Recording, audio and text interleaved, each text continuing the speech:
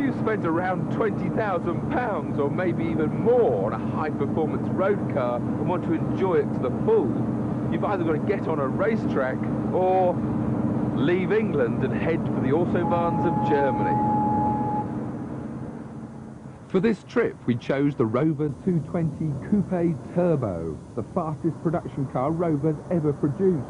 On offer for only £18,400, this was a car to measure alongside the best in class from Ford and Vauxhall, the Escort Cosworth and Calibra Turbo, high-performance cars at a reasonable cost.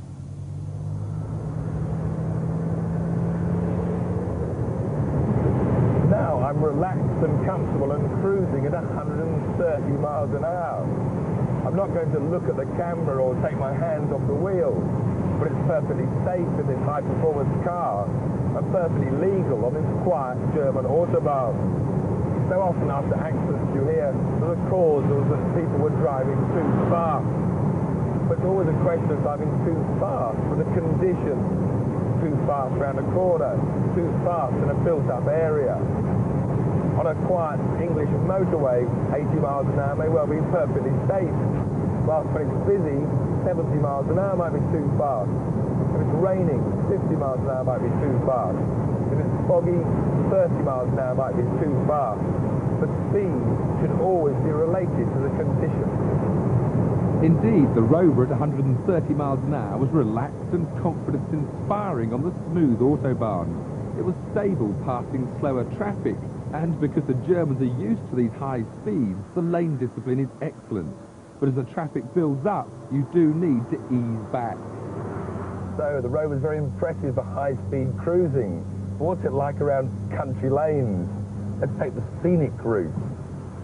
200 horsepower driving the front wheels can be an embarrassment under some conditions, but the Rover power plant has a beautifully smooth delivery that almost belies the fact that it's turbocharged. But it needs plenty of cooling, and the noisy fans were a real irritation at slower speeds or in traffic.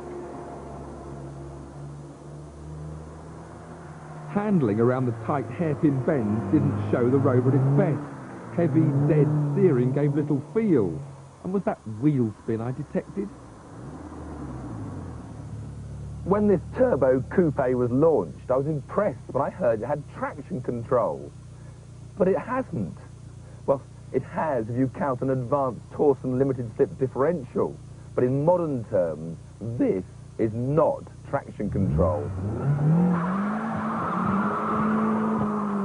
In Damon Hill's Williams, or even in a humble Ford Mondeo, the latest traction control means you can't spin the wheels and burn rubber.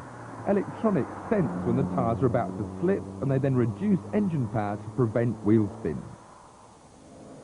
Of course, there are other reasons than unrestricted autobahns for going to Germany, and this is one of them.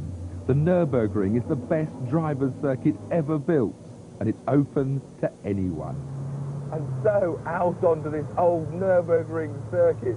We paid our 15 marks, just, what, £5, and we're now going to do a lap of this wonderful track and really see how this Rover performs. Into these tight corners, second gear.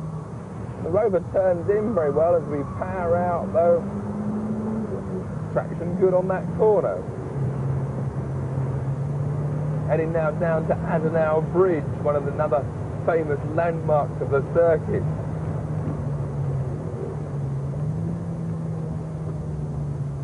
Braking on the Rover needs a lot of pressure, but they work very well indeed. We flick left and right, uphill. Well, we're about halfway around the Nürburgring now, and I'm in two minds really about the Rover. The ride is very good. It takes all these little bumps and undulations at high speed very well, but cornering, the actual handling, well, there's understeer as you'd expect with a front wheel drive, but unlike the Calibra, it's not very predictable. There isn't very good feedback through the steering. It doesn't give the driver that satisfaction that I look for. Now this climbing approach to the carousel, you always aim for Jackie Stewart's tallest tree. So if we aim for that straight at the tall tree, it leads you into the carousel. This banked corner, bumpy concrete, but a real feature of the Nürburgring. The driving position on the Rover isn't that good, to be honest. Although I can get my legs comfortable, there's no telescopic adjustment on the steering wheel. So, as with the Vauxhall, I can't quite get the arm lengths right. Also, the seats, nice leather, but that's not what you need on a racetrack. They don't really hold you that well either. But then, the Rover wasn't designed for the unbridled pleasure of driving around 13 miles of the glorious Nürburgring.